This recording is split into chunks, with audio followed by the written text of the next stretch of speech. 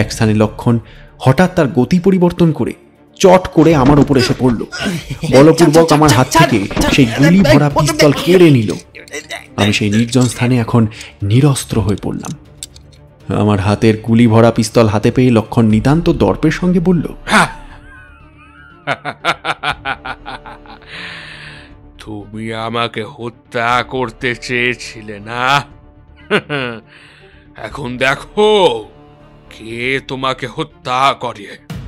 লক্ষণ এখন সশস্ত্র, আমি নিরস্ত্র।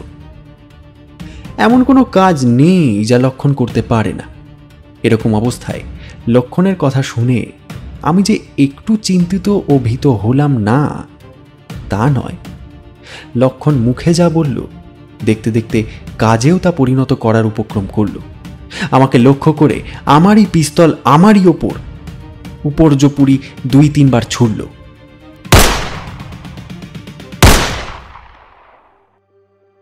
নমস্কার, গল্প.in 2.0 আজকের পর্বে আপনাদের সকলকে স্বাগত।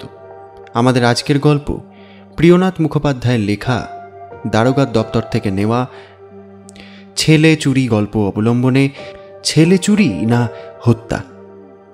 আজকের গল্প পাঠে আমি সৌমজিৎ। শুরু হচ্ছে আজকের গল্প, ছেলে চুরি না হত্যা।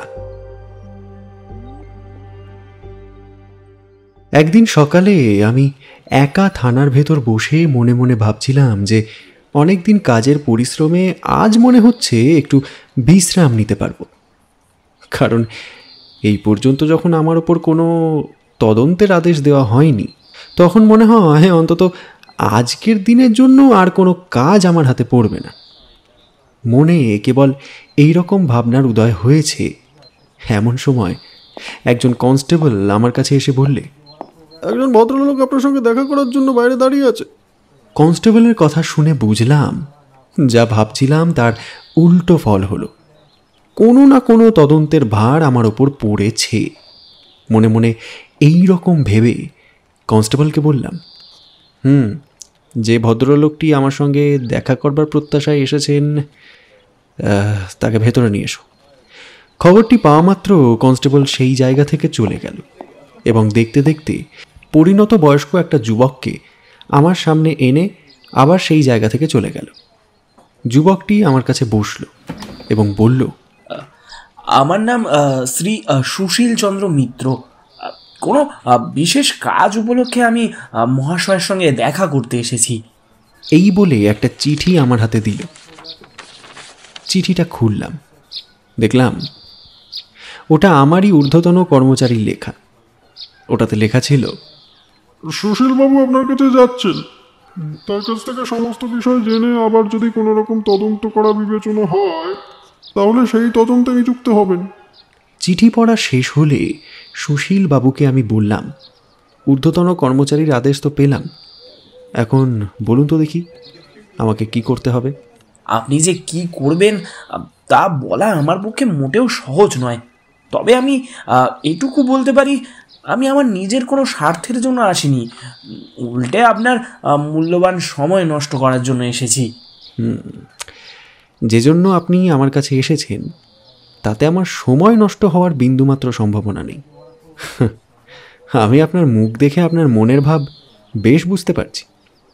আমার মনে হয় আপনার মনে এমন কোনো বিষয় নিয়ে একরকম সন্দেহ এসে উপস্থিত হয়েছে যে সেই বিষয়ের উপযুক্ত প্রমাণ না পাওয়ায় আপনি তা সম্পূর্ণরূপে বিশ্বাস করতে পারছেন না, অথচ আপনার মন থেকে সেই সন্দেহ কোনোভাবে দূর করতেও আপনি সক্ষম হচ্ছেন না। এরূপ অবস্থায় এ বিষয়ে আমার কি মত এবং আমার মতের সঙ্গে আপনার মতের মিল হয় কি না সেটা জানার জন্যই আপনি আমার কাছে এসেছেন। বলুন তো মশাই, আমার এই অনুমান কি ঠিক না ভুল? আপনার অনুমান ঠিক। আমার মনের ভাব হুবহু আপনি অনুমান করেছেন। যাই হোক, দেখছি আপনাদের বেশ কেরামতি আছে, কারণ আপনারা কোনো ব্যক্তির মুখের ভাব দেখে তার মনের ভাব অনায়াসেই বুঝতে পারেন।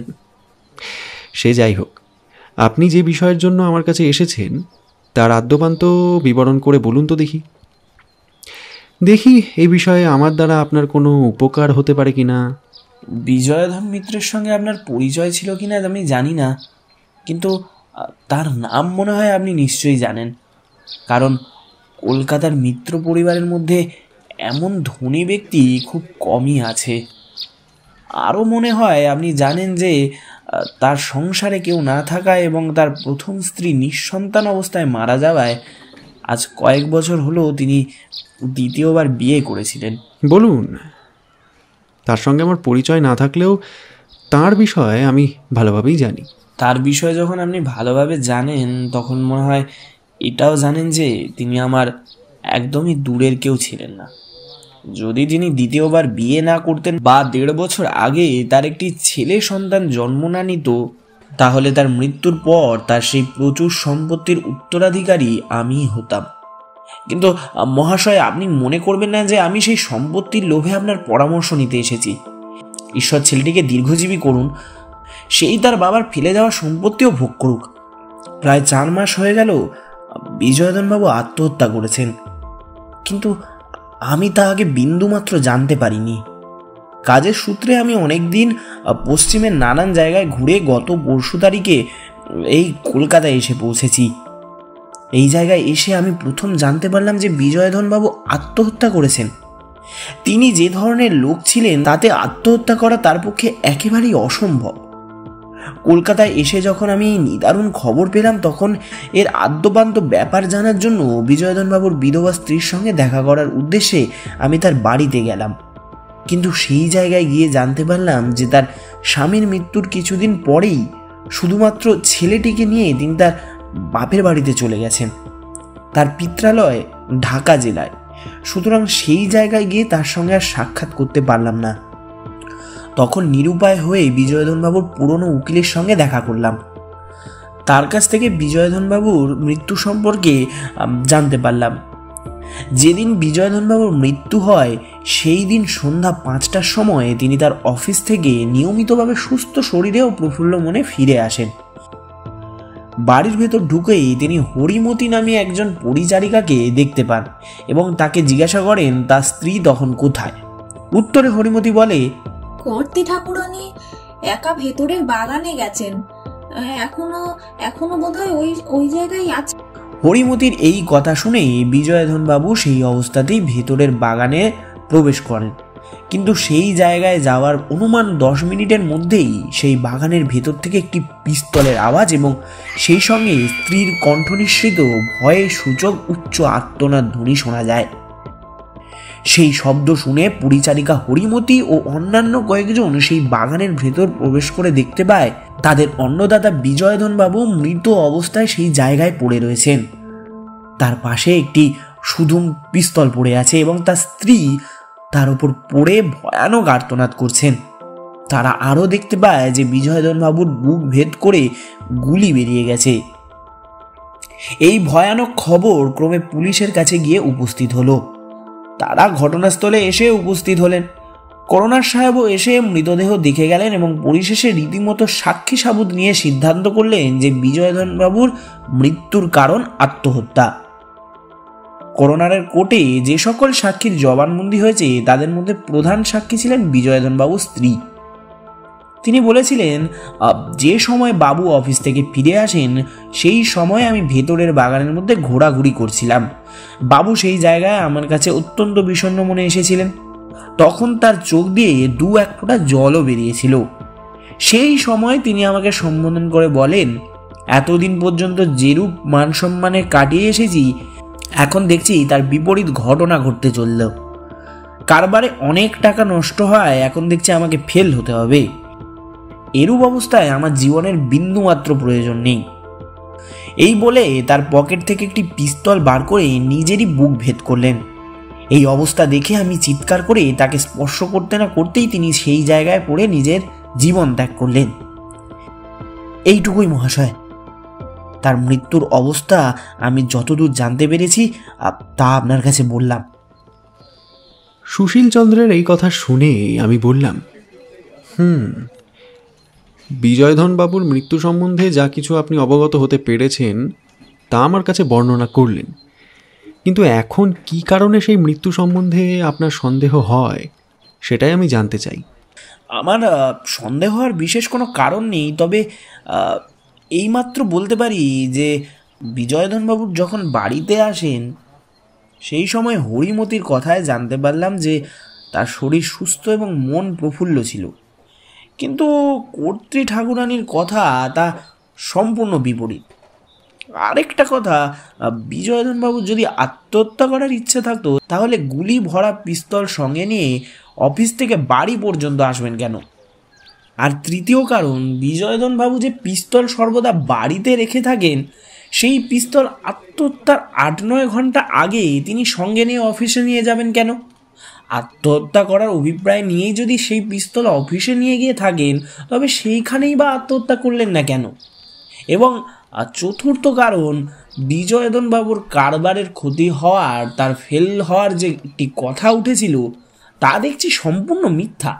কারণ তার মৃত্যুর পর তার তহবিলে যে পরিমাণ অর্থ মজুদ ছিল, তার সব ঋণ পরিশোধ করতে তার 1/4 খরচা হতো না। এরূপ অবস্থায় বলুন তো মহাশয়, তিনি আত্মহত্যা করলেন কেন? এই কয়েকটি মাত্র কারণে তার মৃত্যু সম্বন্ধে আমার মনে সন্দেহ এসে উপস্থিত হয়েছে। এই জন্যই আমি আপনার কাছে এসে উপস্থিত হয়েছি। আপনার বিবেচনায় যদি আমার সন্দেহ অমূলক বলে মনে হয়, তাহলে আমি এখানেই নিবৃত্ত হব, নতুবা এই তদন্তের ভার আপনার হাতে অর্পণ করব। এই মামলা তদন্ত করার আমার প্রয়োজন নেই। এই ঘর থেকে বাইরে না গিয়ে বা আমার বসার আসন ত্যাগ না করেই আমি বিজয়ধনবাবুর মৃত্যুর সব গভীর এবং গূঢ় বিষয় বলতে পারি। এরূপ অবস্থায় এই স্থান থেকে আমার চলে যাওয়াই ভালো, কারণ আমি এখন বুঝতে পারছি এই তদন্ত পূর্বে আপনার দ্বারাও হয়েছে। এটা আপনার সম্পূর্ণ ভুল, কারণ এই মামলার তদন্ত করতে কেউই আমাকে কখনো নিযুক্ত করেননি, বা আজ পর্যন্ত এ সম্বন্ধে কেউই আমার মতামত জিজ্ঞাসা করেননি। তবে কি আপনি সংবাদপত্রে এই ঘটনা পাঠ করে নিজের কৌতূহল নিবারণের জন্য এর তদন্ত করেছেন? সে স্বভাব আমার নেই। আমার ওপর তদন্তের ভার না পড়লে আমি কখনো সেই তদন্তে নিযুক্ত হইনি। বিশেষত আজ কয়েকদিন পর্যন্ত একটা বালক চুরির মামলায় আমি এমনভাবে নিযুক্ত ছিলাম যে 1 মিনিটের জন্য আমি অন্য কোনো কাজে মনোযোগ দিতে পারিনি।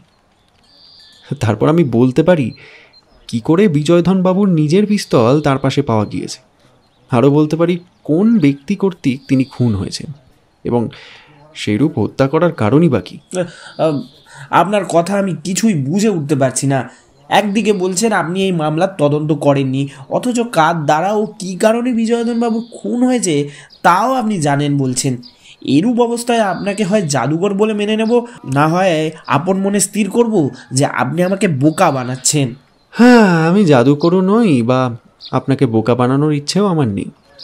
সম্প্রতি আমি যে বালক চুরির মামলায় নিযুক্ত ছিলাম তার ইতিহাস আপনাকে বলছি। মনোযোগ সহকারে শুনলে আপনি সব অবস্থা ভালোভাবে বুঝতে পারবেন। আজ 4 দিন হলো পণ্ডিত কৃষ্ণানন্দের বালক চুরি মামলায় আমি নিযুক্ত হই। প্রথমেই আমি পণ্ডিত মহাশয়ের বাড়িতে যাই। সেই জায়গায় তার সঙ্গে দেখা হলো। তার পুত্র কি করে অপহৃত হয়েছে তার অবস্থা তিনি আমাকে বুঝিয়ে বললেন। গত 2 বছর ধরে আমি এই বাড়িতে বাস করছি। আমার পরিবারের মধ্যে আমার স্ত্রী, একটি চাকরানী এবং একটি মাত্র 1.5 বছর বয়স্ক পুত্র। এই পুত্রটি এখন অপহৃত। গতকাল সন্ধ্যার সময় প্রাত্যহিক নিয়ম অনুযায়ী পরিচারিকা ছেলেটিকে কোলে নিয়ে বেড়াতে গিয়েছিল। সন্ধ্যার পর সে ফিরে এসে বলল, ঠিক সন্ধ্যের সময় যখন আমি বড় রাস্তা দিয়ে ছেলেটিকে কোলে নিয়ে ফিরছিলাম, সেই সময় একটা বড় বাড়ির সামনে একজন স্ত্রীলোকের সঙ্গে আমার দেখা হয়। ছেলেটিকে আমার কোলে দেখে সে আমার কাছে আসে এবং সোহাগ করে ছেলেটিকে আমার কোল থেকে তার কোলে তুলে নেয় এবং স্নেহ ভরে বালকটির মুখচুম্বন করে আমাকে বলে যে তার মনিব এই প্রকার বালক দেখলে যে কতটা সন্তুষ্ট হন তার ইয়ত্তা নেই।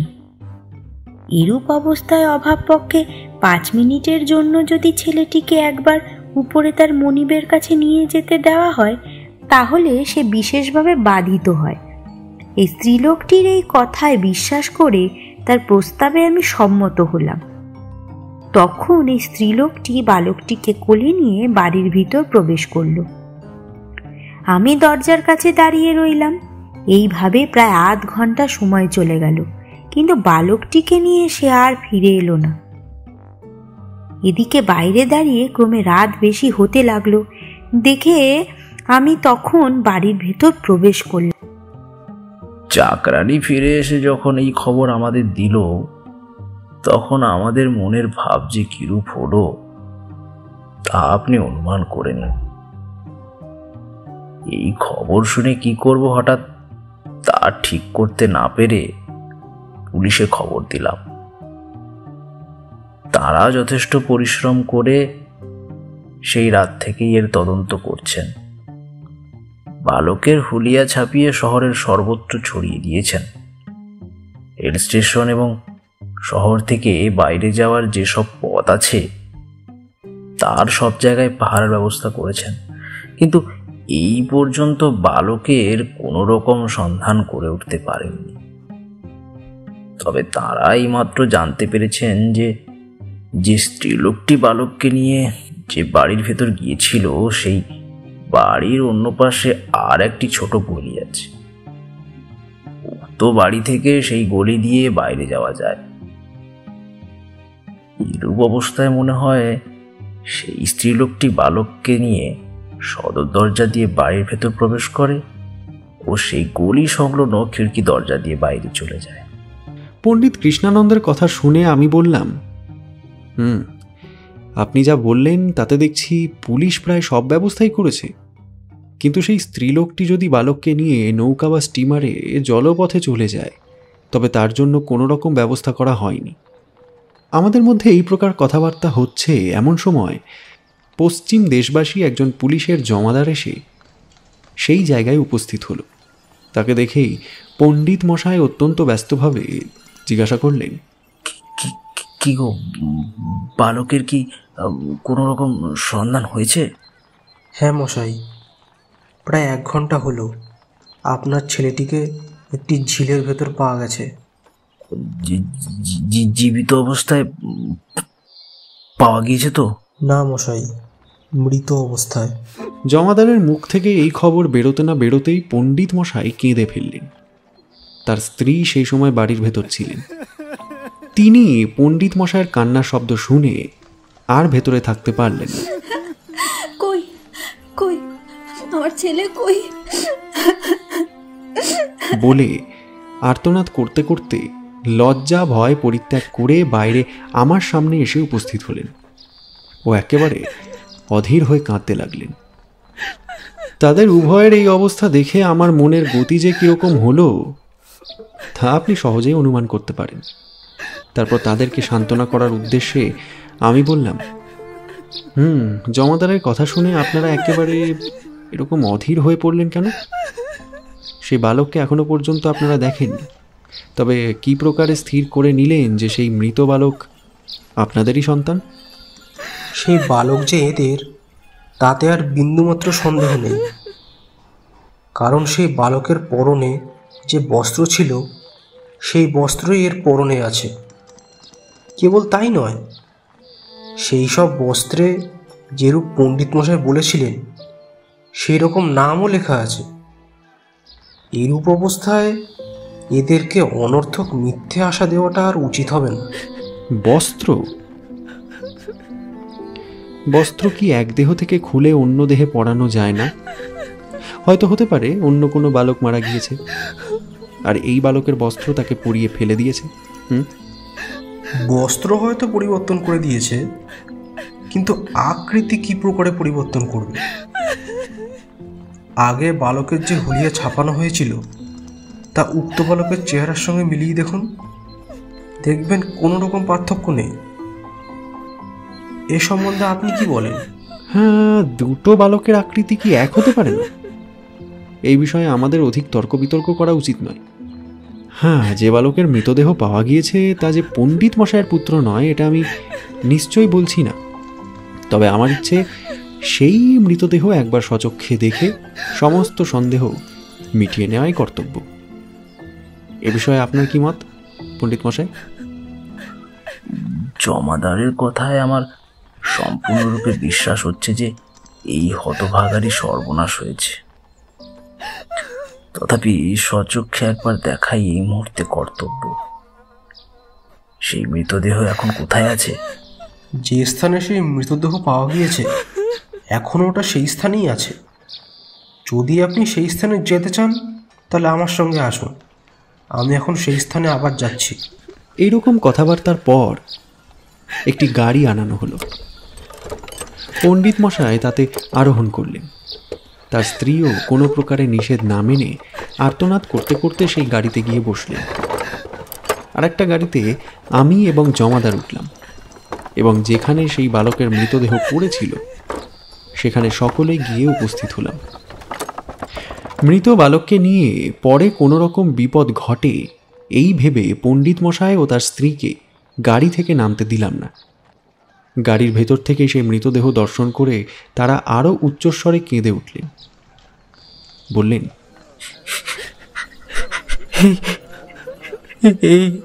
এই আমাদের পুত্র খোকা।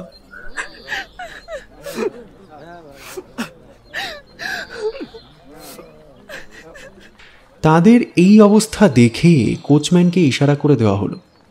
কোচম্যান গাড়ি নিয়ে একটু দূরে চলে গেল। এই সময় সেই মৃত বালককে আমি বিশেষভাবে পরীক্ষা করে দেখলাম। তারপর পণ্ডিত মশাইকে সেই স্থানে আনিয়ে তাকে বললাম, আপনি ভালো করে দেখুন দেখি এই বালক আপনার কিনা, কারণ আমার মনে হয় এ আপনার পুত্রের মৃতদেহ নয়। এই আমারই পুত্র। না না না, এ কখনোই আপনার পুত্র নয়। আপনি তবে কি বলতে চান যে পিতা নিজের পুত্রকে চিনতে পারছেন না? আমার তো তাই বিশ্বাস। এ আপনার অন্যায় কথা। আপনি বলতে চান যাকে আপনি পূর্বে কখনো দেখেননি তাকে আপনি চিনতে পারলেন, আর তার পিতা ও মাতা তাকে চিনতে পারলো না? আমার তাই বিশ্বাস। কেবল বিশ্বাস কেন, এখনই আমি তা প্রমাণ করে দিচ্ছি। আমি নিজে ডাক্তার নই, কিন্তু এত অধিক সংখ্যক মৃতদেহ আমি দেখেছি যে তার অবস্থা আমি সহজেই অনেকটা বুঝতে পারি এখন। এই যে বালকের মৃতদেহ সামনে পড়ে রয়েছে, একে কেউ হত্যা করেনি, স্বাভাবিক রোগে এর মৃত্যু হয়েছে। ডাক্তারের পরীক্ষা হলেই বুঝতে পারবেন আমার কথা কতদূর সত্য। আর মশাই, আপনাকে আবার একটা কথা জিজ্ঞাসা করব। অনুমতি করুন। গতকাল আপনার পরিচারিকা সর্বশেষ একে কখন জীবিত দেখেছিল? সন্ধ্যা 6টার সময় এই বালক জীবিত ছিল। তার মানে এক কথায় 24 ঘন্টার আগে আপনার পুত্রের মৃত্যু হয়নি, এটা নিশ্চিত? 24 ঘন্টা কি? মনে হয় 16 ঘন্টা পূর্বে আমার পুত্র জীবিত ছিল। বেশ, আমার যতটুকু অভিজ্ঞতা আছে তাতে আমি বেশ বুঝতে পারছি এই বালকটির মৃতদেহ অন্ততপক্ষে 2 দিন বা 24 ঘন্টার বেশি বাসি। আমার এই অনুমান যদি সত্যি হয় তাহলে কখনো আপনার পুত্রের মৃতদেহ হতে পারে না। এটা যে আপনার পুত্র নয় এই একমাত্র কারণই আমার পক্ষে যথেষ্ট, কিন্তু আপনাকে বিশ্বাস করাতে আরও অধিক প্রমাণ প্রয়োজন। আপনি বেশ মনে করে দেখুন দেখি আপনার পুত্রের কোনো স্থানে তিল আঁচিল বা কোনো রকম চিহ্ন আছে কিনা। ওর শরীরে কোনো স্থানে কোনো রকম চিহ্ন আছে বলে আমার স্মরণ হয় না। আচ্ছা, আপনার পুত্রের কটি দাঁত উঠেছে? মনে হয় 8টি, 3টি উপরের, 5টি নিচে, কিন্তু আমি নিশ্চয় বলতে পারছি না। তবে যে একে সর্বদা স্তনপান করাতো সেই এটা ঠিক বলতে পারবে। এই বলে পণ্ডিত মশাই তার স্ত্রীর কাছে গিয়ে জিজ্ঞাসাপূর্বক তৎক্ষণাৎ ফিরে এসে বললেন, আমি অনুমানে যা বলেছি তাই ঠিক। তখন আমি পণ্ডিত মশাইকে বললাম, এই বালকের যে কতগুলি দাঁত উঠেছে তা আমি জানি, কিন্তু আপনি তা একেবারে সচক্ষে দেখবেন। আসুন। আমার কথা শুনে পণ্ডিত মশাই আর কাল বিলম্ব করলেন না, একেবারে সেই মৃত বালকের কাছে গেলেন। তার ঠোঁট ফাঁক করে বললেন, এর দেখছি প্রায় পুরো দাঁত উঠেছে। এই বলে এক এক করে দাঁতগুলি গণনা করতে আরম্ভ করলেন এবং অবশেষে বললেন, উপরে ও নিচের 12টি দাঁত আছে। এখন আপনার বিবেচনা হয় কি গতকাল সন্ধ্যের পর থেকে এর একেবারে 4টে নতুন দাঁত হয়েছে? তা কি প্রকারে হতে পারে? এখন আপনার কি অনুমান হয়? এখন আবার মনে হচ্ছে আমার পুত্র নয়, কিন্তু আমার পুত্রের পরিহিত বস্ত্র এর পরিধানে কি করে পাওয়া গেল, এবং আমার পুত্রই বা কোথায়? আপনার এই দুটি প্রশ্নের উত্তর যখন আমি দিতে সক্ষম হব তখন আমার কাজ শেষ হবে। এখন সবেমাত্র তদন্ত আরম্ভ হচ্ছে।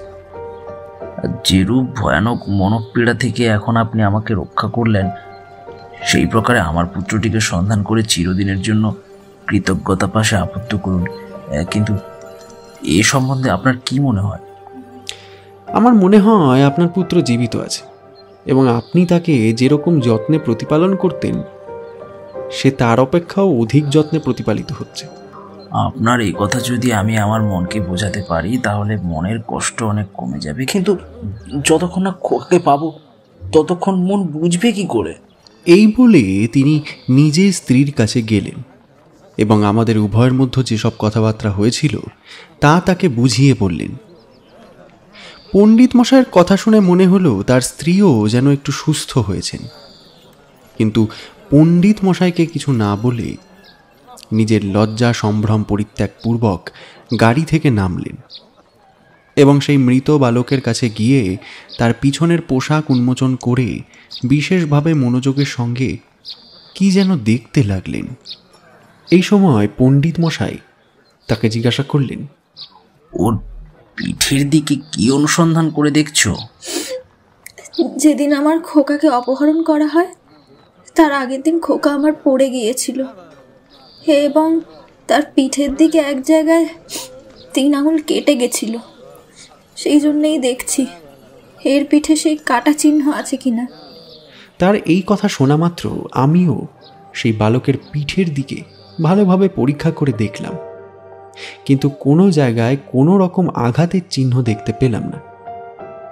এতক্ষণ পর পণ্ডিত মশাই এবং তার স্ত্রী আমার কথায় বিশ্বাস করে সেই স্থান থেকে চলে গেলেন। আমিও তাদের কাছ থেকে বিদায় নিয়ে তাদেরই পুত্রের অনুসন্ধানের জন্য বাইরে বের হলাম।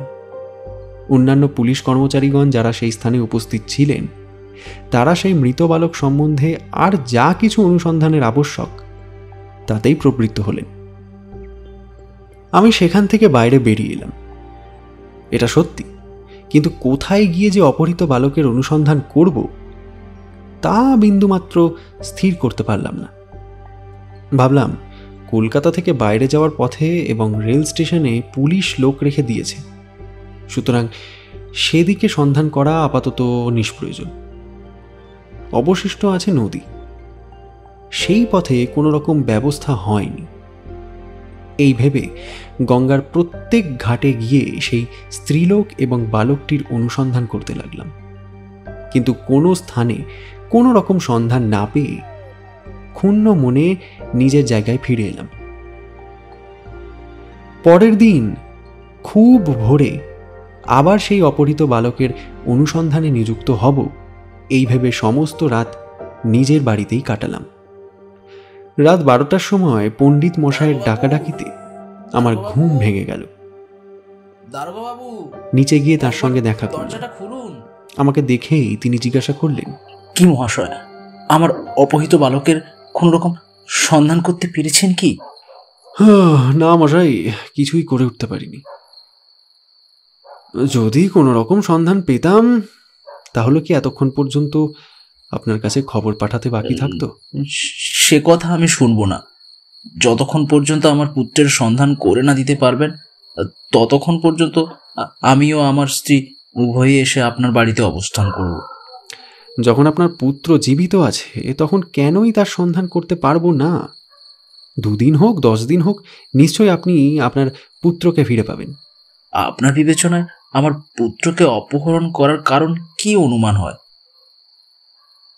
আমার মনে হয় যে বালকের মৃতদেহ পাওয়া গিয়েছে সে আপনার পুত্রের সমবয়স্ক এবং উভয়ের মধ্যে আকৃতিগত সাদৃশ্য আছে।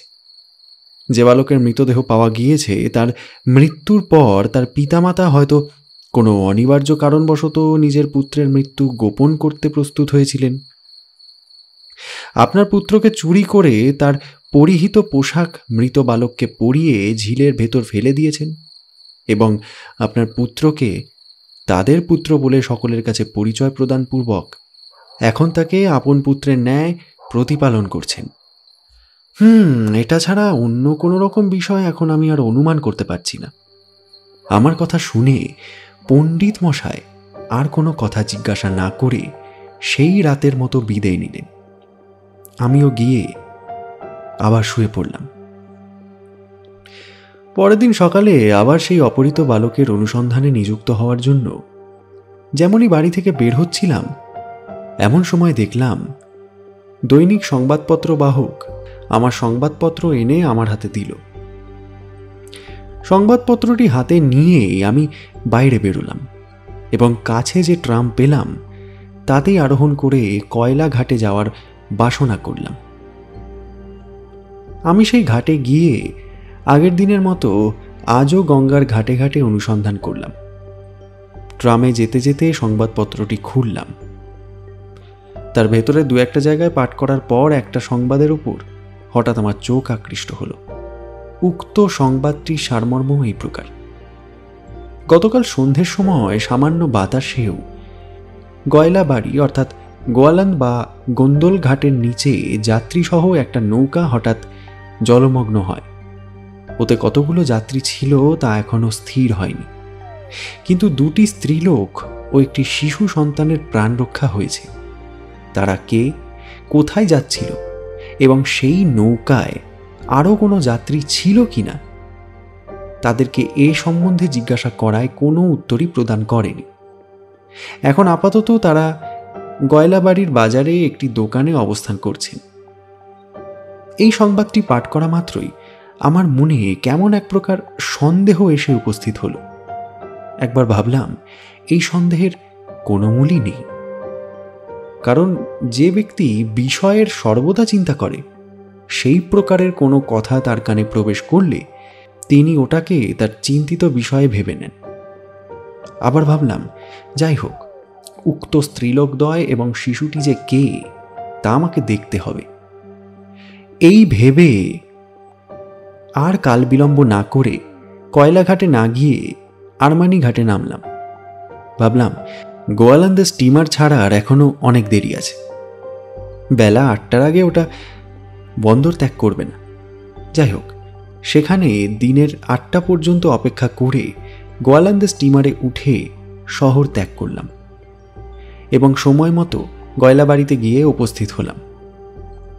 সেখানে সেই ছোট বাজারে লোকসহ সেই স্ত্রীলোকদ্বয়ের ঠিকানা নির্ণয় করতে বিশেষ কোনো কষ্ট হলো না, কিন্তু দোকানের ভেতরে যে অবস্থায় তারা ছিল তাতে সহজে তাদেরকে কোনো কথা জিজ্ঞাসা করা একেবারে অসম্ভব হয়ে উঠল। সেই দোকানের অধিকারিণী একটি স্ত্রীলোক আমাকে তার দোকানের ভেতর প্রবেশ করতে দেখে বলে উঠল, মহাশয়, আপনি ওদিকে যাবেন না, ওদিকে গৃহস্থের মেয়ে ছেলে আছে। দোকানের অধিকারিণীর এই কথা শুনে আমি আর সেদিকে গেলাম না, কিন্তু সেই দোকান ত্যাগও করলাম না। তার অন্য পাশের আরেকটি স্থান ভাড়া করে সেখানে সময় কাটাতে লাগলাম। এইভাবে কিছুক্ষণ সেই দোকানে সময় কাটানোর পর সেই দোকানদার স্ত্রীলোকটিকে ডেকে জিজ্ঞাসা করলাম, গৃহস্থের মেয়ে ছেলে যারা তোমার দোকানে অবস্থান করছেন তারা কারা? আমি তাদেরকে অনেক করে জিজ্ঞাসা করেছিলাম, কিন্তু তারা আমাকে কিছুতেই তা বলেননি।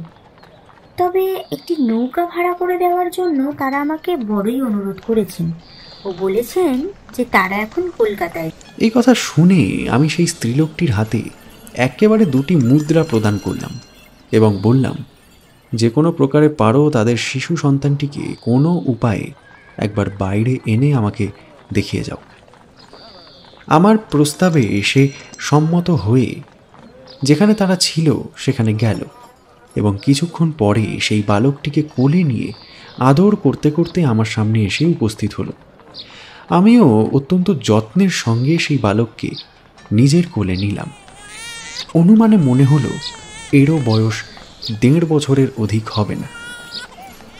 এবং দেখলাম পূর্বে যে মৃত বালক দর্শন করেছিলাম তার সঙ্গে এর বিশেষ সাদৃশ্য আছে। যে সামান্য সন্দেহের ওপর নির্ভর করে আমি এত দূর এসেছিলাম, এখন দেখলাম আমার সেই সন্দেহ বিশ্বাসে পরিণত হচ্ছে। অনুমান সত্যি বলে মনে হতে লাগলো। তথাপি মনের সন্দেহ ভালোভাবে মেটানোর জন্য একটা নতুন উপায়ের উদ্ভাবন করলাম। আমি যে সময় থেকে সেখানে ছিলাম, স্ত্রীলোকদ্বয় এবং বালকটি আমার চোখের সামনে না থাকলেও সেই সময় থেকে তাদের কথাবার্তা এবং কাজকর্মের উপর আমি বিশেষভাবে লক্ষ্য রাখছিলাম। বালকটি যতক্ষণ স্ত্রীলোকদ্বয়ের কাছে ছিল, সে ততক্ষণ প্রায়ই কেঁদে তাদেরকে একরকম অস্থির করে তুলছিল। পরিশেষে যখন সে আমার কাছে আনিত হলো, তখনও সে সেই রকম থেমে থেমে কাঁদছিল। আমার অভীষ্ট পূর্ণ করার জন্য এখন তাকে কোলে নিয়ে বললাম, কি আশ্চর্য, এর জামার ভেতরে যে পিঁপড়ে ঢুকে একে কামড়াচ্ছে। আমার মনে হয় পিঁপড়ে কামড়ানোর জন্যই ও অস্থির হয়ে উঠেছে আর তাই কাঁদছে। এটা কেউ বুঝতে পারেনি তারা? এই বলেই ওর পরিহিত বস্ত্রগুলি আমি শীঘ্র শীঘ্র খুলে ফেললাম। বস্ত্র খোলা মাত্রই আমার অভীষ্ট সম্পূর্ণরূপে সিদ্ধ হলো।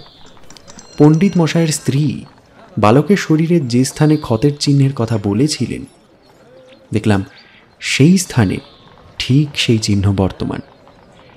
এই অবস্থা দেখে আমি বেশ বুঝতে পারলাম যে এই বালকই পণ্ডিত মশাইয়ের পরিচারিকার কাছ থেকে অপহৃত পণ্ডিত মশাইয়ের বালক। বালকের শরীর থেকে যেসব বস্ত্র খুলে ফেলেছিলাম, সেই সব বস্ত্র ভালোভাবে ঝেড়ে আবার তাকে পরিয়ে দিলাম। কিন্তু বালকের কান্নার নিবৃত্তি হলো না। নিবৃত্তি বা হবে কেন? যে বালক সর্বদা আপন পিতামাতার কাছেই থাকতো, সে কি সহজে নিতান্ত অপরিচিতের কাছে স্থিরভাবে থাকতে পারে? যাই হোক, সেই বালককে আমি সেই স্ত্রীলোকদ্বয়ের কাছে পাঠিয়ে দিয়ে এখন কি করা কর্তব্য সেটাই মনে মনে স্থির করতে লাগলাম। অবশেষে এটাই স্থির হলো যে সেই স্থানের পুলিশের সাহায্য নিয়ে এদেরকে ওই অবস্থাতেই গ্রেপ্তার করা কর্তব্য। সেই স্থান থেকে পুলিশ বেশি দূর নয়। আমি কালবিলম্ব না করে দ্রুত পায়ে সেখানে গেলাম এবং আমার পরিচয় প্রদান করে তাদের কাছ থেকে সাহায্য পেলাম। এরপর যা ঘটল তা সহজেই অনুমান করা যায়। বালকটি সহ উভয় স্ত্রীলোকই ধৃত হল। তাদের মধ্যে প্রথম একটি স্ত্রীলোক সেই বালকের মাতা এবং অন্যটি পরিচারিকা বলে পরিচয় প্রদান করল।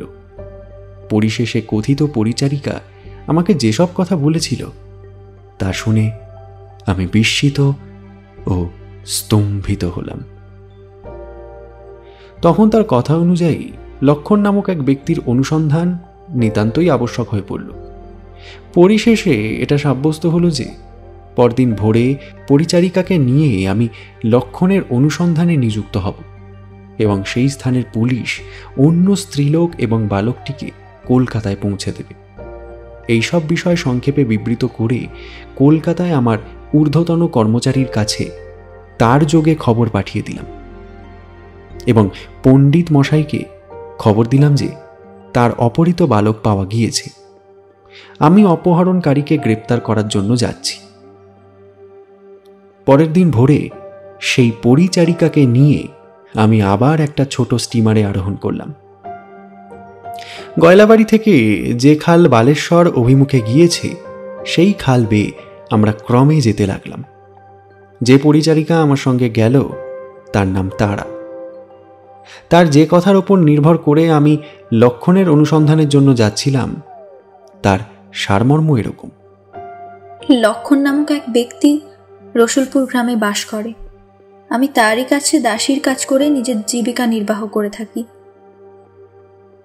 আমার সঙ্গে অন্য যে স্ত্রীলোকটা ধরা পড়েছে তারও বাসস্থান সেই রসুলপুর। সেই বালকটি যে কে বা কার সন্তান তার বিন্দুমাত্র আমি অবগত নই। লক্ষণীকে কোথা থেকে আনয়ন করে, ওকে যে কেন এনেছিল তা প্রথমে আমি কিছুই জানতে পারিনি, কিন্তু পরে জেনেছিলাম। তান্ত্রিক মতে সেই বালকের সর্বনাশ সাধন করাই তার উদ্দেশ্য ছিল। সেই বালকটিকে দেখে আমার মনে দয়ার উদ্রেক হলো এবং আমি আমার মনের কথা অন্য স্ত্রীলোকটিকে বললাম, আর দুজনে পরামর্শ করে যাতে বালকটির প্রাণ রক্ষা করতে পারি তার উপায় উদ্ভাবন করলাম। রসুলপুর গ্রাম সমুদ্র তীরে স্থাপিত ছিল ও সেই স্থানে বহু সংখ্যক জেলেদের বাসস্থান। তার মধ্যে অনেকেরই মাছ ধরার উপযোগী ছোট ছোট নৌকা আছে। আমরা উভয় পরামর্শ করে তাদের একজনের নৌকা ভাড়া করলাম। ভাড়া করে সমুদ্র তীরের এক স্থানে রেখে দিলাম। এদিকে লক্ষণের হাত থেকে বালকটিকে কি উপায় পেতে পারবো তার চেষ্টা করতে লাগলাম। অনেক চেষ্টা করে প্রথমে উপযুক্ত সুযোগ কোনো রূপেই পেলাম না, কিন্তু ঈশ্বর যাকে রক্ষা করবেন কে তার বিনাশ সাধন করতে পারে। একদিন খুব ভোরে লক্ষণ আমাকে বলল, এই বালকটিকে ভালোভাবে স্নান করিয়ে বালির আড়ের মধ্যে অবস্থিত শিব মন্দিরের কাছে নিয়ে আয়। আমি সেই স্থানে আগে গিয়ে অন্যান্য প্রয়োজনীয় দ্রব্য সামগ্রী সংগ্রহ করছি। মনিবের এই আদেশ প্রাপ্তি মাত্র আমি আর দেরি করলাম না। দ্রুত পায়ে বালকের কাছে গিয়ে তাকে কোলে তুলে নিলাম এবং তাকে স্নান করিয়ে আনার ভান করে বাড়ি থেকে বেরিয়ে গেলাম। বাড়ি থেকে বের হয়ে আমি সর্বপ্রথম সেই স্ত্রীলোকটির কাছে গেলাম।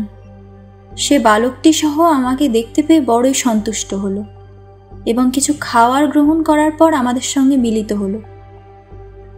আমাদের নৌকা আগে থেকেই প্রস্তুত ছিল। দ্রুত পায়ে গিয়ে যেমন আমি সেই নৌকায় আরোহণ করলাম, অমনি মাঝি নৌকা খুলে দিল। সমুদ্রের কিনারা বেয়ে আমরা কিছু দূর গেলাম ও শেষে একটি খালের মধ্যে গিয়ে গয়লা বাড়িতে এসে উপস্থিত হলাম। তার কথা যে মিথ্যে তা বুঝেও কিন্তু সেই অনুসন্ধান থেকে নিবৃত্ত হতে পারলাম না। লক্ষণ কে, কেনই বা তারা তার নাম করছে, অন্য স্ত্রীলোকটির বাসস্থান রসুলপুর গ্রামে কিনা, সেই বা এসে কেন গোলযোগে মিলিত হলো, এইসব ভালোভাবে অনুসন্ধান করা আমার কর্তব্য কর্মের এক অংশ। সুতরাং তারাকে নিয়ে আমি রসুলপুর গ্রামের উদ্দেশ্যে রওনা হলাম। কাঁথি মেদিনীপুর জেলার একটি মহকুমা। ক্রমে আমি সেই কাঁথিতে গিয়ে উপস্থিত হলাম। কাঁথি থেকে রসুলপুর 7 ক্রোশের বেশি নয়।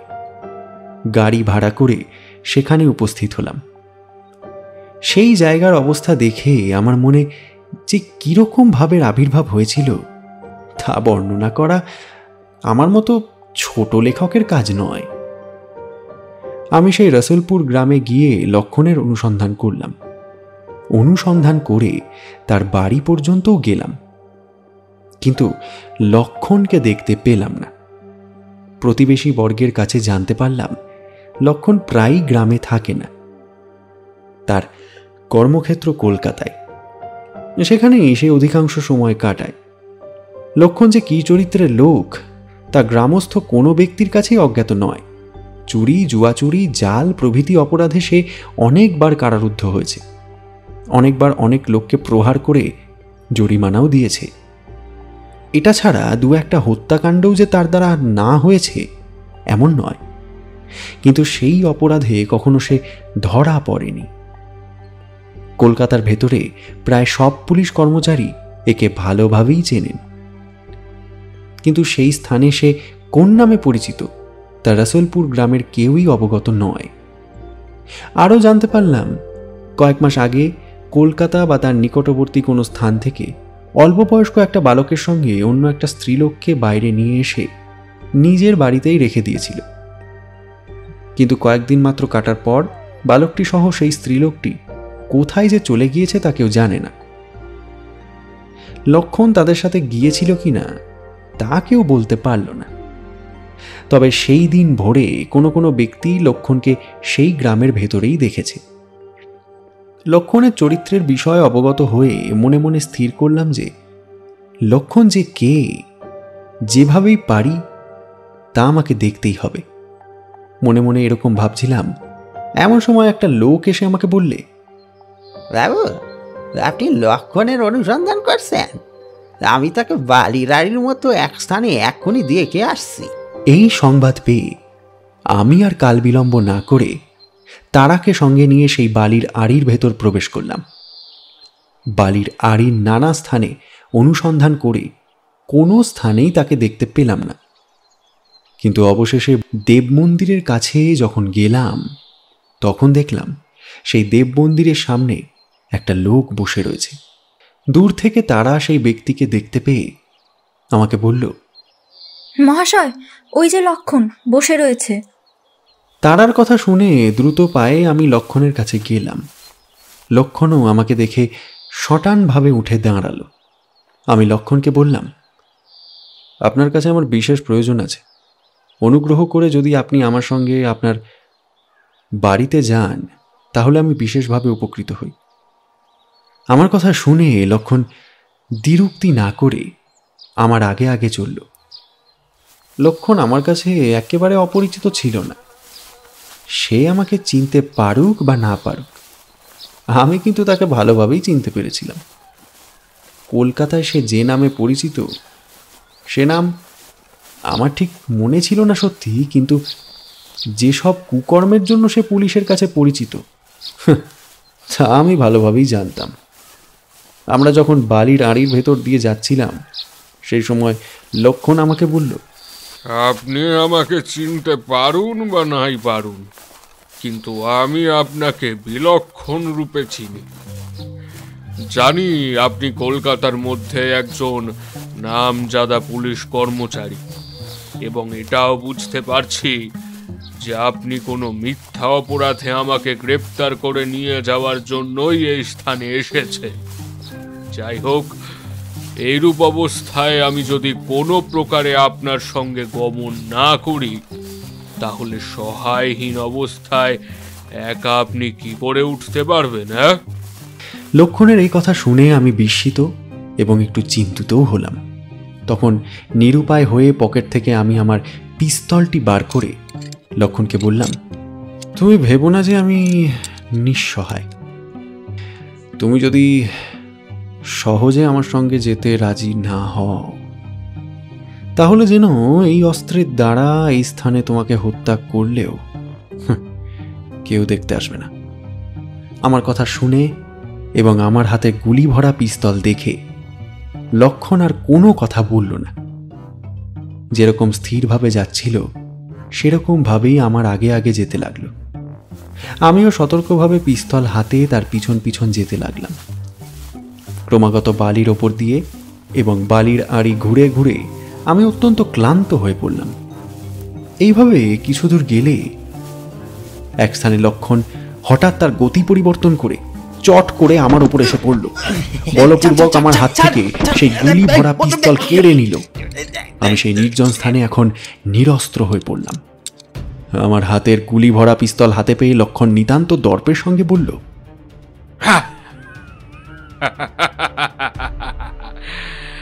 তুমি আমাকে হত্যা করতে চেয়েছিলে না? এখন দেখো কে তোমাকে হত্যা করে। লক্ষণ এখন সশস্ত্র, আমি নিরস্ত্র। এমন কোনো কাজ নেই যা লক্ষণ করতে পারে না। এরকম অবস্থায় লক্ষণের কথা শুনে আমি যে একটু চিন্তিত ও ভীত হলাম না তা নয়। লক্ষণ মুখে যা বলল দেখতে দেখতে কাজেও তা পরিণত করার উপক্রম করল। আমাকে লক্ষ্য করে আমারই পিস্তল আমারই ওপর উপর্যপুরি 2-3 বার ছুড়ল।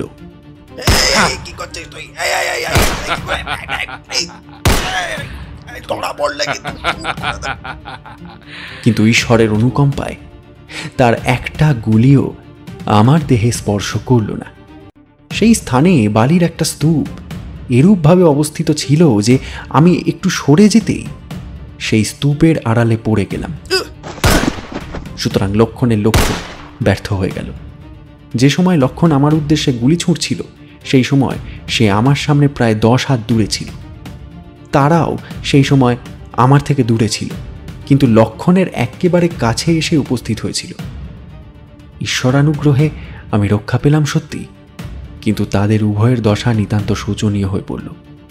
যে স্থানে লক্ষণ দাঁড়িয়ে আমার ওপর পিস্তল ছুঁড়ছিল তার নিকটস্থ পর্বত সদৃশ্য উঁচু একটা বালির স্তূপের নিচের অংশ বহুকাল থেকে ক্ষয়প্রাপ্ত হয়েছিল। আজ সেই পিস্তলের শব্দে উক্ত বালির স্তূপ ভূমিসাৎ হল। কেবল ভূমিসাৎ নয়, লক্ষণ এবং তারা উভয়ই সেই বালির রাশির ভেতর চাপা পড়ে গেল। এই ব্যাপার দেখে আমার মনে একটু দয়ার উদয় হলো। লক্ষণের দুর্ব্যবহার ভুলে সেই বালি কবর থেকে তাদেরকে উদ্ধার করার উদ্দেশ্যে আমি সচেষ্ট হলাম। সেই ভগ্নস্তূপের মধ্য থেকে বালির রাশি সরানোর জন্য সাধ্যমতো চেষ্টা করতে লাগলাম এবং কিছু পরিমাণ বালি সেই স্থান থেকে সরিয়েও ফেললাম, কিন্তু তাদের কোনো রকম সন্ধান পেলাম না। অধিকন্ত বুঝলাম এই বালির রাশি সরিয়ে তাদেরকে বাইরে আনা একজনের কাজ নয়। তখন নিরুপায় হয়ে যদি কারোর সাহায্য পেতে পারি এই আশায় সেই স্থান থেকে চলে গেলাম। বালির আড়ির মধ্য দিয়ে কিছু দূর গিয়ে দেখতে পেলাম 5-5টা লোক কোনো কাজের উপলক্ষে সেই স্থান দিয়ে যাচ্ছে। আমার মনের কথা তাদের কাছে প্রকাশ করায় তারা আমার প্রস্তাবে সম্মত হলো এবং আমার সঙ্গে এসে বালি কবরে চাপা পড়া লক্ষণ এবং তারাকে উদ্ধার করার উদ্দেশ্যে আমার সঙ্গে বালির রাশি সরাতে আরম্ভ করল। অনেকক্ষণ পর্যন্ত আমরা এইভাবেই বালির রাশি সরাতে সরাতে ক্রমে লক্ষণ ও তারার সন্ধান পেলাম এবং তাদেরকে সেখান থেকে বাইরে এনে নিকটবর্তী স্থানে রাখলাম। দেখলাম তাঁরা উভয়ই সংজ্ঞাহীন এবং উভয়ই গুরুতরভাবে আহত। বালিস্তূপের কোনো কোনো অংশ বহুকাল থেকে একত্রে জমে পাথর অপেক্ষাও কঠিন হয়ে গিয়েছিল। মনে হয় সেই বালির পাথরের যুগপৎ আঘাতেই লক্ষণ ও তারা মারাত্মকভাবে আহত হয়েছিল। লক্ষণ ও তারার এই অবস্থা দেখে বুঝলাম এ যাত্রায় তাদের আর নিষ্কৃতি নেই। অত্যন্ত অল্প সময়ের মধ্যেই তাদের জীবনবায়ু শেষ হবে। যেসব লোক আমার সাহায্যে নিযুক্ত হয়ে লক্ষণ আর তারাকে বালির রাশির মধ্য থেকে বাইরে এনেছিল, তাঁরাও এদের অবস্থা দেখে একেবারে হতাশ হলো সত্যি, কিন্তু তাদের মধ্যে দুইজন দ্রুত পায়ে গিয়ে কোথা থেকে একটা কলসির জল এনে আবার সেখানে এসে উপস্থিত হলো। আমরা বিশেষভাবে যত্নের সঙ্গে আহত দুজনের মুখ এবং চোখে সেই জল সেচন করতে লাগলাম। ক্রমে তাদের একটু সুস্থ বোধ হতে লাগল। তখন উভয়কেই একটু একটু জল পান করতে দিলাম। জল পান করে উভয়েরই সংজ্ঞা হলো এবং উভয়ই কথা বলতে সক্ষম হলো। সেই সময় আমি লক্ষণকে বললাম, শোনো লক্ষণ, এখন তোমার অন্তিমকাল উপস্থিত। আজীবন কেবল তুমি পাপ কাজেই নিযুক্ত থেকে কেবলমাত্র পাপকেই প্রশ্রয় দিয়ে এসেছ। এখন সেই সব মহাপাপ স্মরণ করে ঈশ্বরের কাছে অনুগ্রহ প্রার্থনা করো। দীর্ঘকাল মিথ্যে কথা বলে তোমার রসনাকে কেবল কলুষিত করেছ। সেই মিথ্যে কথা পরিত্যাগ করে এখন সত্যি কথা বলে ঈশ্বরের ক্রোধ কিছুটা পরিমাণে নিবারণ করো। যে বালক চুরির অপরাধে আমি তোমাকে গ্রেপ্তার করতে গিয়েছিলাম, এখন সেই অপরাধে তুমি কতদূর অপরাধী তার যথার্থ বিবরণ এখন নিজের মুখে বলো দেখি। বুঝবো মৃত্যু সময়ও তুমি মিথ্যে কথা বলছো কিনা। আমি জানছি যে আমার মৃত্যু নিকট। এরূপ অবস্থায় আমি কখনো মিথ্যা বলবো না। শোনো, বালক চুরির কোনো তথ্যই আমার কাছে নেই। সে সম্বন্ধে কোনো কথা আমার অবগত নয়। মিথ্যে কথা? তুমি এর সব ব্যাপার ভালোভাবেই জানো। তারাকে জিজ্ঞাসা করো দেখি সে কি বলে। বালক চুরির কথা লক্ষণ সত্যি অবগত নয়, কিন্তু বালকের মাতাকে কি প্রকারে এনেছিল তা ওকে জিজ্ঞাসা করুন, তাহলেই সব কথা বার হয়ে পড়বে। তখন বালক চুরির ব্যাপার জানার জন্য যা কিছু অবশিষ্ট থাকবে তা আমি আপনাকে বলবো। বালকের মাতা কি রূপে আমার সঙ্গে এখানে এসেছিলেন তা বলতে হলে আমার দ্বারা যে সব ভীষণ কাজ সম্পাদিত হয়েছে আগে তা বলা প্রয়োজন। যদি আমার মনে জীবনের কিছুমাত্র আশা থাকতো, ক্ষণকালের জন্যেও যদি আমি ভাবতে পারতাম যে এই দারুণ আঘাতে আমার মৃত্যু হবে না, পুনরায় সুস্থ শরীরে আমি সংসারে বিচরণ করতে পারবো, তাহলে এই বীভৎস কাজ আমি কখনোই জনসমাজে প্রকাশ্যে করতাম না। কিন্তু কিন্তু এখন আমি বুঝতে পারছি আমার পরমায়ু শেষ হয়েছে এবং এখনই আমাকে ইহজীবন পরিত্যাগ করে পরলোকে গমন করতে হবে। এরূপ অবস্থায় মিথ্যে কথা বলে ঈশ্বরের কাছে আর অধিক পাপী হব না। এ সম্বন্ধে আমি যা কিছু অবগত হয়েছি তা সব কিছুই আপনার কাছে অকপটে প্রকাশ করছি। আপনি মনোযোগ পূর্বক শুনুন বা ইচ্ছা হয় লিখে নিন। এই বলে লক্ষণও চুপ করল। লক্ষণের কথা শুনে অন্যান্য যেসব ব্যক্তি সেই সময় সেই স্থানে উপস্থিত ছিল তারাও লক্ষণের কথায় নিতান্ত কৌতূহল বশত লক্ষণ যে কি বিভৎস কাজের বর্ণনা করবে তা শোনার জন্য আমার কাছে এসে দাঁড়ালো। আমি যে অবস্থাতেই থাকি না কেন, আমার কাছে একটা পকেট বুক এবং একটা পেন্সিল সর্বদা থাকে। তা আমি তখন বার করে লক্ষণকে বললাম, যা তোমার বলার আছে বলো, আমি লিখে নিই। আমার কথা শুনে লক্ষণ বলতে আরম্ভ করল। বহুদিন ধরে আমি কলকাতায় অবস্থান করে আসছিলাম। এর মধ্যে চুরি বলুন, জুয়া চুরি বলুন, আর জাল বলুন বা হত্যাকাণ্ড, আমার দ্বারা না হয়েছে এমন কোনো কাজ নেই। কিন্তু হত্যা প্রভৃতি বড় বড় অপরাধে আমি কখনো ধৃত হইনি।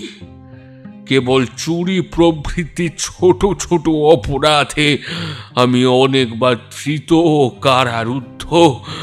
কারারুদ্ধ হয়েছি। সর্বশেষ জেল থেকে মুক্তি হওয়ার পরদিন, মানে কিছুদিন পরে, কোনো ক্রমে আমি বিজয়ধন বাবুর বাড়িতে খানসামার কাজে নিযুক্ত হই। সেই সময় তার প্রথমা পত্নী বর্তমান ছিলেন, কিন্তু কিছুদিন পরে তিনি পরলোক গমন করেন।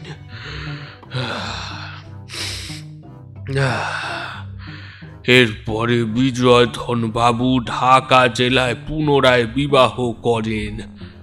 তার নতুন স্ত্রীর নাম ভুবন মোহিনী। বিবাহের পর থেকে ভুবন মোহিনী বিজয়ধন বাবুর বাড়িতে অবস্থান করতে লাগলেন। তার সংসারে পরিবারের মধ্যে অন্য কেউ ছিল না, সুতরাং অল্প দিনের মধ্যেই ভুবন মোহিনী সংসারের প্রধান কর্তৃরূপে পরিগণিতা হলেন। ভুবন মোহিনী লেখাপড়া শিখেছিলেন, অথচ সংসারে কোনো কাজ তাকে সম্পাদন করতে হতো না। যেসব কাজ দাস দাসীর দ্বারাই নির্বাহ হতো, সব কাজই আর কি। ভুবন মোহিনীর কাজের মধ্যে ছিল তার বৃদ্ধ স্বামী বিজয়ধন মিত্রকে বাহ্যিক ভালোবাসা দেখানো, সর্বোচ্চ লেহন পেয় দ্বারা আপন উদর পূর্ণ করা এবং নাটক নোভেল পড়ে সময় কাটানো, আর আমাদেরকে দেখলে মধ্যে মধ্যে একটু ঠাট্টা তামাশা করা। ক্রমে আমি তার ঠাট্টা তামাশার অর্থ বুঝতে পারলাম। তিনি আমার হৃদয়ের ভাব বুঝলেন। পরিশেষে সেই পাপীয়সী আপনিও পুরল, আমারও সর্বনাশ করল। এইভাবে কিছুদিন মনের সুখে বিজয়ধন বাবুর বাড়িতে চাকরি করলাম, কিন্তু পরিশেষে তার গৃহ হতে একটি দ্রব্য চুরি করার অপরাধে আমার চাকরি গেল, ও সেই দিন থেকে সেই বাড়ির মধ্যে আমার প্রবেশ করা নিষিদ্ধ হলো। আমাকে পুনরায় কাজে নিযুক্ত করার জন্য কর্ত্রী ঠাকুরানী অনেক চেষ্টা করলেন, কিন্তু বিজয়ধন বাবু কোনো রূপেই তার কথা শুনলেন না। সুতরাং আমিও প্রকাশ্যরূপে সেই বাড়ির ভেতর প্রবেশ করতে পারলাম না। কর্ত্রী ঠাকুরানীর সঙ্গে কোনো রূপে দেখা করবার সুযোগ না পাওয়ায় আমার মনে কষ্ট হলো সত্যি, কিন্তু বুঝতে পারলাম যে আমার অপেক্ষা তার কষ্ট আরো অধিক হলো। তিনি সুযোগ মতো আমাকে চিঠি লিখতে লাগলেন, আমিও উক্ত চিঠির উত্তর দিতে লাগলাম, এবং তার নির্দেশ মতো কোনো দিন দিনের বেলায়, আবার কোনো দিন বা রাতের বেলায় চোরের মতো অন্তঃপুরের বাগানে প্রবেশ করে সেই স্থানে তার সঙ্গে সাক্ষাৎ ও তার মনোবাঞ্ছা পূরণ করতে লাগলাম। ক্রমে আমার নিকট ভুবন মোহিনীর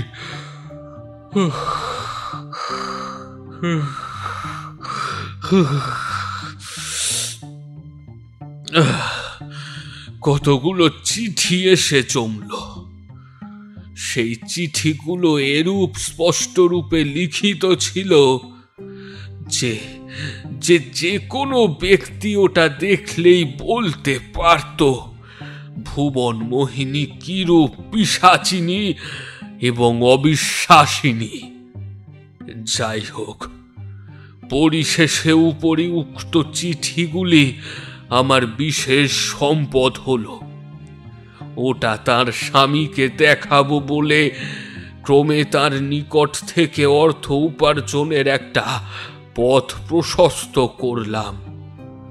ভয় দেখিয়ে তার কাছ থেকে যতটা অর্থ সংগ্রহ করতে লাগলাম, নানারূপ দুষ্ক্রিয়া সূত্রে সেই সব অর্থ ব্যয় করতেও লাগলাম।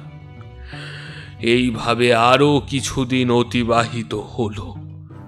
ভুবন মোহিনীর নিকট যেসব অর্থ ছিল তাও ক্রমে ফুরিয়ে গেল, তথাপি আমার অর্থ তৃষ্ণা বিলুপ্ত হলো না। এই সময় ভুবন মোহিনীর নির্দেশ মতো একদিন দিনের বেলায় অন্তঃপুরস্থ উদ্যানের ভেতরে প্রবেশ করলাম,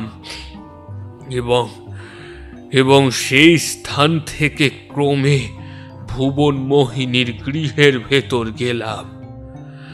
সেই দিন আমার অর্থের কিছু প্রয়োজন ছিল। উক্ত অর্থ ভুবন মোহিনীর নিকট প্রার্থনা করায় সে তা প্রদান করতে পারল না। তখন তাকে ভয় দেখিয়ে অর্থ সংগ্রহ করার উদ্দেশ্যে সেই গৃহ থেকে বিজয়ধন বাবুর পিস্তল ও কয়েকটা গুলি নিয়ে আমি আত্মহত্যা করব বলে ভুবন মোহিনীকে ভয় দেখালাম, ও সেই পিস্তল নিয়ে অন্তঃপুরের বাগানের ভেতর পুনরায় প্রবেশ করলাম।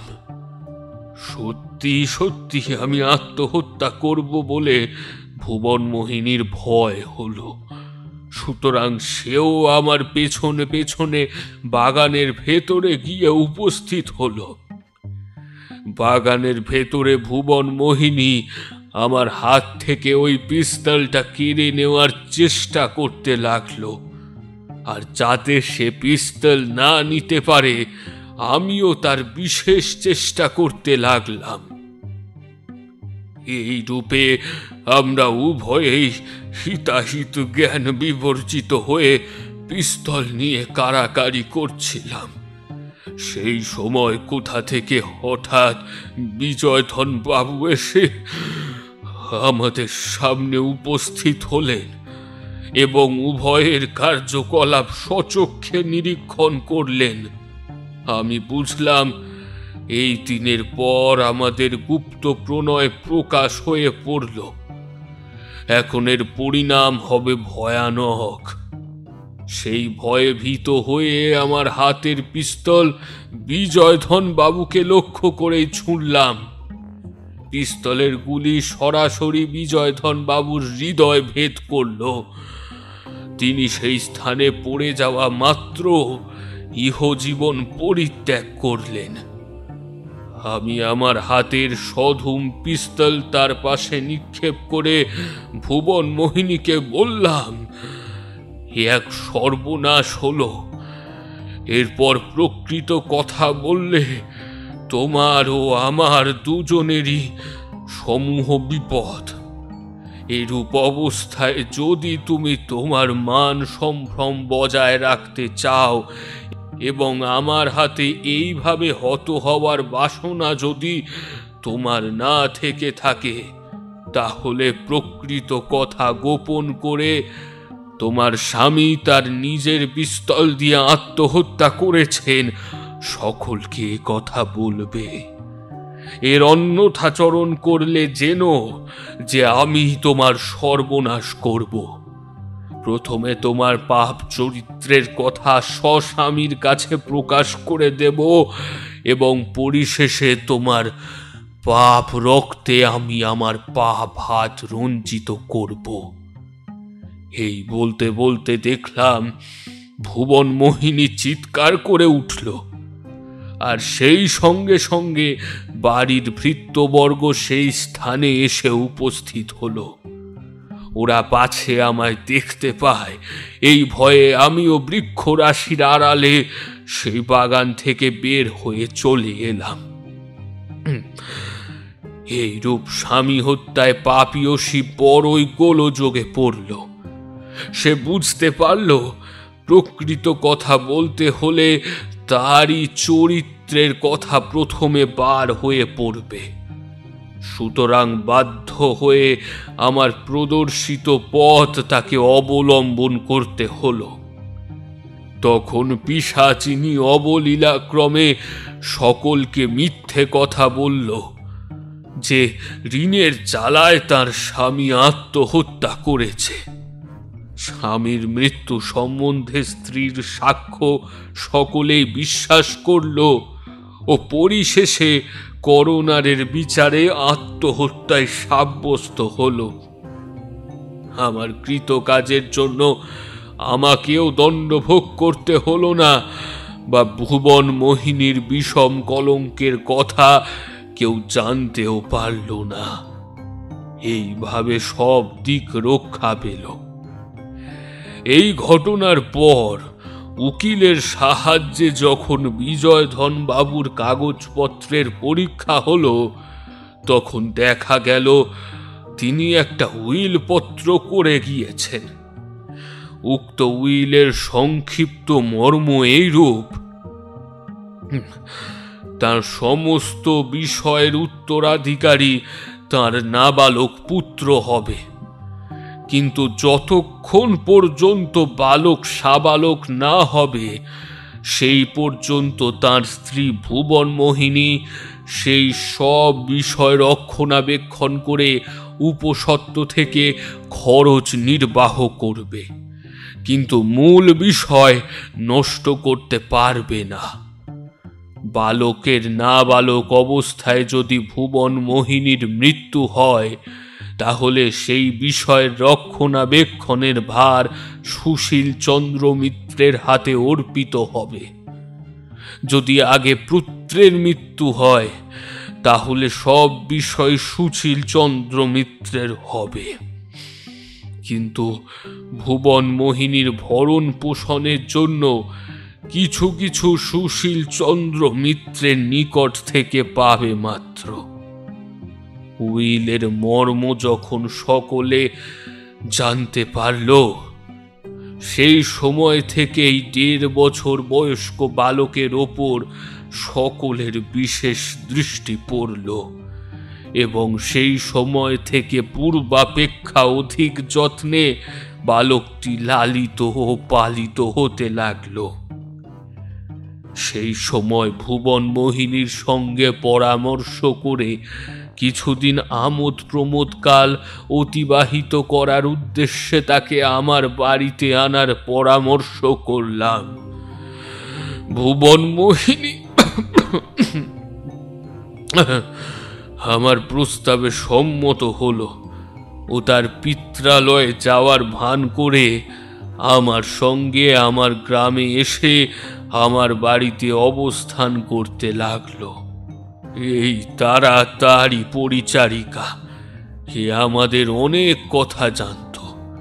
সুতরাং এও ভুবন মোহিনীর সঙ্গে আমাদের বাড়িতে এসেছিল। উপর্যুপরি কয়েক মাস ধরে আমাদের বাড়িতে অবস্থান করে আজ কয়েকদিন মাত্র হলো ভুবন মোহিনী ও তারা সেই বালকটিকে নিয়ে কলকাতায় যাওয়ার উদ্দেশ্যে এই স্থান পরিত্যাগ করেছে। আমি তাদের সঙ্গে যাইনি, সুতরাং কি হয়েছে জানি না। আমি কেবল এই জানি, এর বেশি আর কিচ্ছু সম্বন্ধে আমি অবগত নই। এই বলে লক্ষণ চুপ করল। এইভাবে লক্ষণ যা যা বলল তার সব বিবরণ আমি আমার পকেট বইয়ে লিখে নিলাম। আমি যা লিখেছিলাম পরিশেষে তা তাকে পড়ে শোনালাম। সেই সময় ক্রমে সে নিস্তেজ হয়ে আসছিল এবং তার কথা বন্ধ হওয়ার ক্রমে উপক্রম হচ্ছিল। তথাপি সব শুনে এসে বলল, যা লিখেছেন তার সব ঠিক হয়েছে। তখন আমি আমার হাতের পেন্সিল তার হাতে দিয়ে আমার পকেট বই তার সামনে ধরলাম। লক্ষণ আমার উদ্দেশ্য বুঝতে পেরে একবার আমার মুখের দিকে তাকালো এবং আমার পকেট বইয়ে অনেক কষ্টে তার নাম লিখল। এটাই লক্ষণের জীবনের শেষ কাজ। সেই সময় যেসব ব্যক্তি সেই স্থানে উপস্থিত ছিলেন, লক্ষণের স্বাক্ষর করার পর তাদের মধ্যে যারা লিখতে জানত তারাও স্বাক্ষর করলেন। যাই হোক, লক্ষণের বাড়ি থেকে চলে যাওয়ার পর যে কী অবস্থা ঘটেছিল তার কথা তারাকে জিজ্ঞাসা করায় সে বলল, এই স্থান থেকে নৌকায় করে আমরা কলকাতা যাওয়ার সময় প্রথম দিকে খোকার অত্যন্ত অসুখ হয় এবং কলকাতার কাছাকাছি আসতে না আসতেই সে আমাদেরকে ফাঁকি দিয়ে চলে যায়। এই অবস্থায় ভুবন মোহিনী নিতান্ত কাতর হয়ে পড়েন। তার পুত্রের মৃত্যু সংবাদ প্রকাশিত হওয়া মাত্রই তার স্বামীর উইল অনুযায়ী তিনি সমস্ত সম্পত্তি থেকে বঞ্চিত হবেন, এই ভয়ে তিনি আরো অধীর হয়ে পড়লেন। পূর্ব থেকেই আমি সব অবস্থা জানতাম, সুতরাং তখন নিরুপায় হয়ে পরিশেষে সেই বালকের মৃত্যু গোপন করাই স্থির করলাম। কলকাতায় যে স্থানে আমরা বাস করতাম তার কিছু দূর অন্তর কৃষ্ণনন্দ নামে একজন পণ্ডিত বাস করতেন। তার একটা পুত্র ছিল। সে এবং আমাদের খোকা প্রায় সমবয়স্ক এবং দেখতেও প্রায় একরকম। আমরা মনে মনে স্থির করলাম পণ্ডিত মহাশয়ের সেই বালককে অপহরণ করে আমরা প্রতিপালন করব ও তাকে বিজয়ধন বাবুর পুত্র বলে পরিচয় দেব। তাহলে আমাদেরকে এই বিষয় থেকে আর বঞ্চিত হতে হবে না। এই রকম পরামর্শ স্থির করে কলকাতার ঘাটে আমাদের নৌকা রাখলাম। সেই স্থান থেকে গমন করে কোনো রকম কৌশল অবলম্বন পূর্বে পণ্ডিত মহাশয়ের পরিচারিকার কাছ থেকে তার বালকটিকে চুরি করে আমরা আবার নৌকায় উপস্থিত হলাম। সুযোগ মতো তারপর সেই বালকের পরিধেয় বস্ত্র খুলে নিয়ে মৃত বালককে পরিয়ে দিলাম এবং রাতের বেলায় বস্ত্রশুদ্ধ সেই মৃত বালকটিকে ঝিলের ভেতর ফেলে দিয়ে নৌকায় ফিরে গেলাম।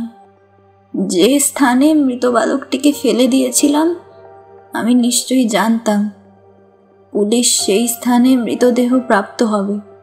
সব শেষে এটাই সাব্যস্ত হবে যে সেই মৃত বালক পণ্ডিত মহাশয়ের অপহরণ হওয়া পুত্র। সুতরাং আমাদের ওপর কোনো রকম সন্দেহ হবে না। যাই হোক, এই সব কাজ সম্পন্ন করে সেই সময় সেই বালককে নিয়ে কলকাতার ভেতর প্রবেশ করতে আমাদের সাহস হলো না।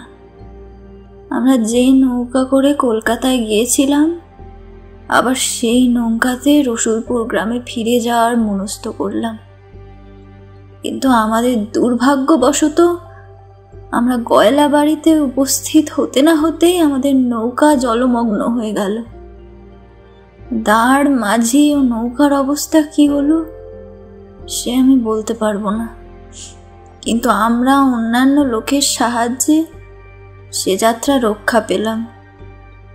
শেষে যা যা ঘটেছে তা সবই আপনার অবগত। এই বলে তারা চুপ করল। তারা ও লক্ষণের কাছ থেকে এইসব ব্যাপারে জানতে পেরে আমার নিকটস্থ ব্যক্তিবর্গ বিস্মিত এবং স্তম্ভিত হলেন। আমিও অত্যন্ত আশ্চর্যান্বিত হলাম। ভাবলাম যে এইসব অশিক্ষিত এবং সামান্য লোকের বুদ্ধির ভেতর প্রবেশ করা যখন নিতান্তই সহজ নয়, এদের কৌশলের অনুসরণ যখন আমাদের কল্পনার অতীত, তখন এদের অপেক্ষা বুদ্ধিমান সুশিক্ষিত ব্যক্তিবর্গের বুদ্ধির ভেতর প্রবেশ করা আমাদের সদৃশ ক্ষুদ্র কর্মচারীর কর্ম নয়। যাই হোক, আমার কাজ সম্পন্ন হয়ে গেল। এই ঘটনার 1 ঘন্টা পর লক্ষণ ও তারা ইহজীবন পরিত্যাগ করল। রসুলপুর গ্রামের চৌকিদারকে দিয়ে লক্ষণ ও তারার মৃত্যু সংবাদ নিকটবর্তী থানায় প্রেরণ করলাম। সেখান থেকে জনৈক কর্মচারী এসে তাদের উভয়ের মৃত্যুর কারণ অনুসন্ধান করলেন এবং নিয়ম অনুযায়ী লেখাপড়া প্রভৃতি সমাপনপূর্বক লাশের গতি করে নিজের স্থানে চলে গেলেন। লক্ষণ এবং তারা প্রভৃতির কাজ দেখে আমি যেরকম বিস্মিত হয়েছিলাম, আমার কাছ থেকে তাদের বৃত্তান্ত শুনে ও উভয়ের মৃত্যুকালীন জবাববন্দি দর্শন করে তিনি আরও বিস্মিত হয়েছিলেন। যাই হোক, আমিও সেখান থেকে আর কাল বিলম্ব না করে বিজয়ধন মিত্রকে হত্যা করা এবং কৃষ্ণানন্দ পণ্ডিতের বালককে অপহরণ করা প্রভৃতি ভয়ানক অপরাধগুলি ভুবনমোহিনীর স্কন্ধে চাপাবো বিবেচনায় যত শীঘ্র পারি কলকাতায় এসে উপস্থিত হলাম। কিন্তু কলকাতায় এসে যা শুনলাম তাতে আরও বিস্মিত হলাম। দেখলাম পূর্ব কথিত অপরাধদ্বয়ের জন্য দণ্ড প্রদান করা যেতে পারে এমন লোক এ জগতে আর কেউই নেই। লক্ষণ ও তারা পূর্বেই ইহজীবন পরিত্যাগ করেছে। অবশিষ্ট যে ছিল সে হল ভুবনমোহিনী। সেও গয়লাবাড়ি থেকে কলকাতায় আনিত হওয়ার কালে লোকলজ্জার ভয়ে আগেই জাহ্নবী জলে আপন জীবন বিসর্জন করেছে। দোষীগণ এইভাবেই যখন আমাদের হাত থেকে নিষ্কৃতি পেল, তখন আমরা কি করব? পণ্ডিত কৃষ্ণানন্দকে ডেকে তার পুত্র তার হাতে সমর্পণ করলাম। তিনি তার মুখে চুম্বন করে আপন পুত্রকে কোলে নিলেন এবং আমাদেরকে আশীর্বাদ করতে করতে নিজের বাড়ি চলে গেলেন। আমার মুখ থেকে এইসব বিষয়ে আদ্যপান্ত শুনে সুশীল চন্দ্র একেবারে বিস্মিত হয়ে পড়লেন। তার মুখ থেকে এই সময় স্পষ্টরূপে আর কোনো কথাই বার হলো না, কেবল বললেন, তারপরে আর কি? বিজয়ধন মিত্রের পরিত্যক্ত সব বিষয়ের উত্তরাধিকারী এখন তুমি হলে। আমার কথা শুনে সুশীলচন্দ্রের মুখ থেকে আর কোনো কথা বার হলো না। চিত্র পুত্তলিকার ন্যায় কেবল আমার মুখের দিকেই চেয়ে রইল। সুশীলচন্দ্রের এই ব্যাপার দেখে আমি তাকে বললাম, সব অবস্থা এখন তুমি জানতে পারলে, এখন তুমি নিজের বাড়ি চলে যেতে পারো। অবকাশ মতো সময় এসে আমার সাথে সাক্ষাৎ করো। আবশ্যক হয় সেই সময় আমার কাছে যেসব কাগজপত্র আছে তা আমি তোমাকে না হয় দেব। আমার কথা শুনে সুশীলচন্দ্রের মুখ থেকে আর কোনো কথাই বার হলো না। গা ঝাড়া দিয়ে হতবুদ্ধির ন্যায় আমার ঘর পরিত্যাগ করে সে চলে গেল।